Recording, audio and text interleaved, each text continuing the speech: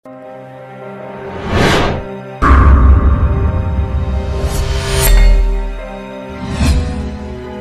jadi babak kelima itu nanti seperti apa? Babak kelima adalah periode kepemimpinan Al-Mahdi. Al-Mahdi ini julukan, Pak, bukan nama. Laki-laki yang mendapat petunjuk dari Allah, satu, dan laki-laki yang ditunjuk Allah. Untuk apa? Untuk menjadi Amirul Mukminin fi akhir zaman, pemimpinnya kaum mukminin di akhir zaman.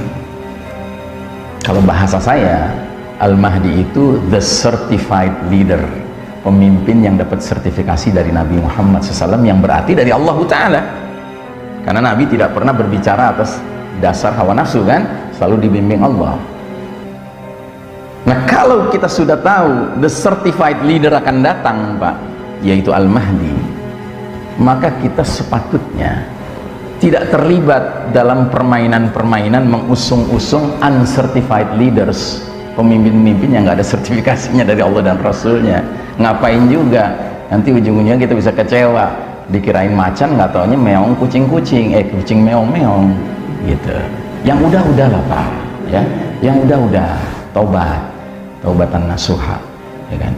Untuk selanjutnya, mari lebih baik kita pantaskan diri dan keluarga kita menjadi bahagian dari Jaisyul Mahdi, pasukan Al-Mahdi. Karena Al-Mahdi ini, kalau menurut pengamatan saya, ya, yang berusaha untuk mendalami ilmu akhir zaman, saya termasuk orang yang bersangka baik kemunculan Al-Mahdi sepertinya jadwalnya nggak lama lagi, Pak. Kenapa? Karena berbanding terbalik dengan semakin hebohnya para penguasa mulkan Jabriyah ini menunjukkan kezaliman mereka. Semakin mereka menunjukkan kezaliman mereka, semakin sudah dekat jadwal berakhirnya kepemimpinan mereka. Persis kayak Fir'aun. Ketika Fir'aun sudah sampai berani menyatakan ana rabbukumul a'la, akulah Rabb kalian yang maha tinggi, nggak berapa lama setelah itu Fir'aun ditenggelamkan oleh Allah Ta'ala gitu. Jadi kita harus yakin, Pak, mulkan Jabriyatan ini expire date-nya kelihatannya udah makin dekat, Pak. Karena apa? Kita makin dipaksa, kita makin dizolimi sekarang ini, dan Allah Ta'ala tidak akan membiarkan kezoliman itu berlangsung terus. Cepat atau lambat Allah akan akhiri, ya. Nah, kepemimpinan Al-Mahdi ini nantinya diikuti dengan kepemimpinan Nabiullah Isa alaihissalam. Jadi kita umat Islam punya keyakinan di akhir zaman nanti Isa alaihissalam akan turun dari langit, mirip seperti keyakinan kaum Nasrani, tapi bedanya apa? Kaum Nasrani meyakini bahwa Yesus Kristus nanti kalau turun dari langit akan mendirikan kerajaan surga, ya, Kingdom of Heaven di muka bumi ini dengan ajaran Nasrani. Kalau kita tidak, kita meyakini Isa alaihissalam nanti turun di akhir zaman menjadi pengikut Nabi Muhammad sallallahu alaihi wasallam. Bahkan Isa alaihissalam akan mengajak semua orang kafir termasuk ahli kitab Yahudi Nasrani memeluk Islam. Kalau mau, diperlakukan sebagai saudara seiman oleh Isa alaihissalam. Kalau nggak mau, diapakan sama Isa alaihissalam? Dibunuh. Kok serem gitu, Ustaz? Katanya Isa alaihissalam santuy, orangnya santun, orang dari langit. Dia menjadi seorang pemimpin yang santun tapi tegas. Kenapa demikian? Karena turunnya Isa alaihissalam pertanda dunia ini sudah mau berakhir, Pak. Adalah keterlaluan kalau masih ada orang kafir, Yahudi, Nasrani, ahli kitab masih ngeyel juga. Padahal Isa alaihissalam sudah turun, mendingan mati. Makanya nanti akan ada kafir-kafir tertentu, Pak, masuk Islam nggak mau, mati juga nggak mau, tapi lebih nggak mau mati daripada masuk Islam. Akhirnya apa? Pura-pura masuk Islam. Sambil nunggu apa? Nunggu kematian Isa alaihissalam. Begitu Isa alaihissalam mati, murtad lagi mereka terang-terangan. Nah, lagi seru-serunya murtad, matahari terbit dari barat, kata orang Padang, talambe gitu. Mau tobat lagi udah nggak bisa gitu. The end has come. Ujung akhir dunia ini sudah datang. Nah, jadi kita berkeyakinan setelah Al-Mahdi mimpin kita, nanti Isa alaihissalam memimpin kita, orang-orang beriman, ya.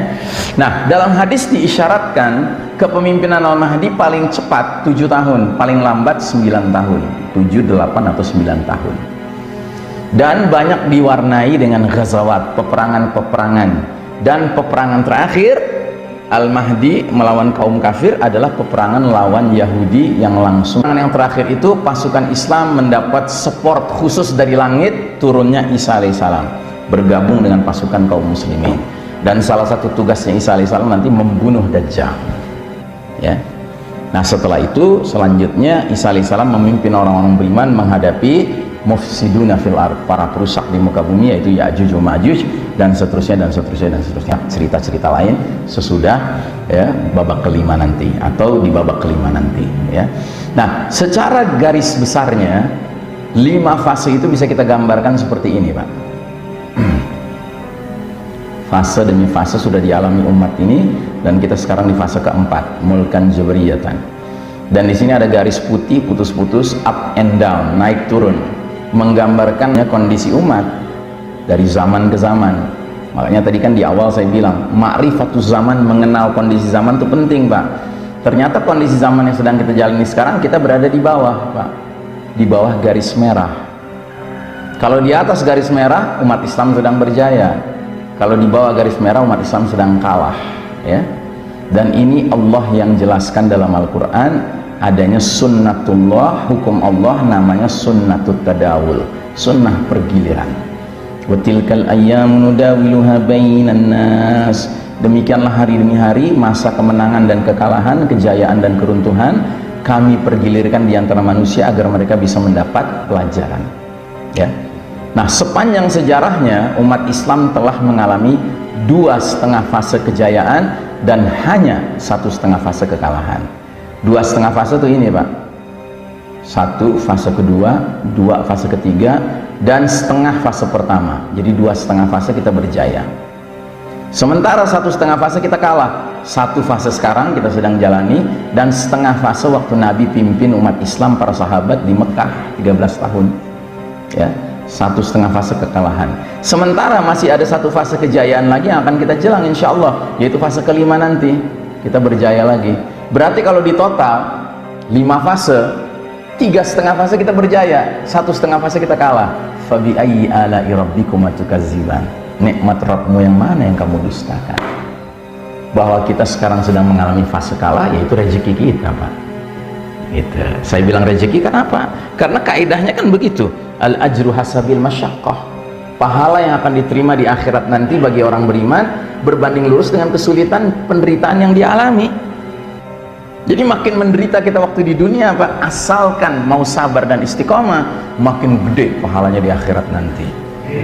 Iya, sampai Nabi bilang ada nanti orang-orang beriman sudah dikumpulkan, semuanya ini berhak masuk surga, tapi ada kalangan tertentu dari orang beriman ini yang tiba-tiba diangkat, tinggi sekali diangkat, sampai-sampai kalangan beriman yang nggak diangkat ini ngelihat itu ngedongak gini, Pak. Ternyata siapa yang diangkat? Ahlul bala, kaum mukminin yang waktu di dunia banyak mengalami bala, Pak, cobaan, ujian, penderitaan, kesulitan. Saking tingginya kedudukan mereka dibandingkan dengan ahlul afiyah. Ahlul afiyah itu mereka-mereka yang banyak kesenangannya, kemudahannya waktu di dunia, kejayaan dan seterusnya gitu ya. Akhirnya ahlul afiyah bilang apa? Wah, tahu begini ganjaran bagi ahlul bala, ya Allah kembalikanlah kami ke dunia, takdirkanlah kami matinya dipotong-potong, dicabik-cabik jadi kecil-kecil daging kami. Masya Allah, sampai begitu, Pak. Jadi nggak usah lah, Pak, kita minta penderitaan sama Allah. Kalau memang Allah takdirkan penderitaan, namanya kita lagi di babak keempat, Pak, lagi kalah, ya nggak perlu pakai minta juga pasti datang. Cuman yang penting apa? As-sabru wal istiqamah, sabar dan istiqamah.